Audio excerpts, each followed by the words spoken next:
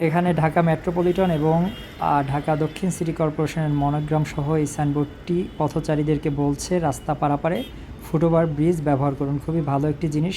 প্রশাসন পথচারীদেরকে সতর্ক করে দিচ্ছে নিরাপদে রাস্তা পার হওয়ার জন্য। তো আসুন ফুটওভার ব্রিজ খোঁজা শুরু করে দেই রাস্তা নিরাপদে পারাপারের জন্য। আমি এই পাশে কোনো ফুটওভার ব্রিজ দেখতে পাচ্ছি না যেখান থেকে আমি রাস্তা পার হব। তাহলে রাস্তার উল্টো পাশে অবশ্যই হয়তো আছে। তো উল্টো পাশে একটু খুঁজি, কোনো ফুটওভার ব্রিজ দেখতে পাচ্ছি না। একটু জুম করে দেখাই আপনাদেরকে, আপনারা দেখতে পাচ্ছেন কি না। এখানে কোনো ফুটওভার ব্রিজ নেই। তাহলে হয়তো বা ডান পাশে থাকতে পারে। একটু পরে ক্যামেরাটা আমি ডান পাশে ঘোরাচ্ছি, দেখি ডান পাশে খুঁজে পাই কি না।